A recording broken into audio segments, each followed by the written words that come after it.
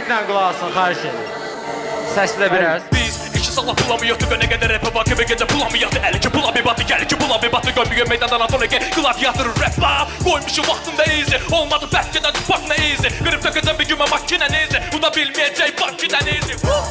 Üçten kabak, PlayStation oynuyoruz işten kabak. Bunun başı yok benim de onların birer başlık olma vurur diğer işten kabak. Bırakın bu işi biraz bizden katak. Başımı kaldır utan işten kabak. Az rapi mahvelemeyici, 140 BPM bit verin işten kabak. 760 günü geritti beyni ve töküleci yazıva başındakiler. Maşında kim var? Rekib olabilir bize maşinga kelli. Karşımda kimdi? Sırasıyla dönüye kışkırdılar ki Eon Liga'yam. Emin Ali mənə o meni rekib bilendi, soktum emin günü Eon Liga'ya.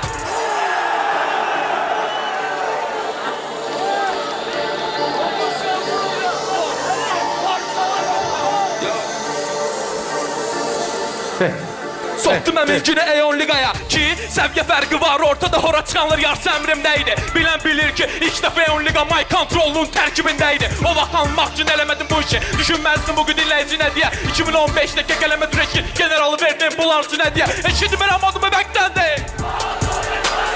Eşit veramadım beklendi. Eşit veramadım beklendi. Eşit veramadım beklendi.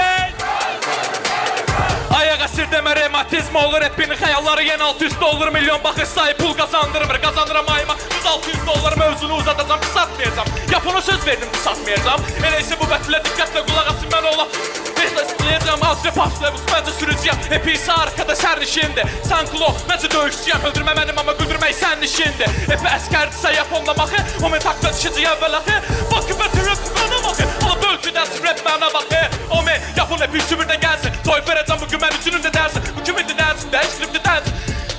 Hip-hop'un da dersin, kafiye bir defende primitif olsun. Hırdalan pulkasında güller olsun, boş verin. Meydana gelsin dedi, gelmişim bütün bütün rapperlerin dersin verin. Şekil çektireyim, halo hepsi var stüdyoda sana. Gözde gelin senle şekil çektireyim.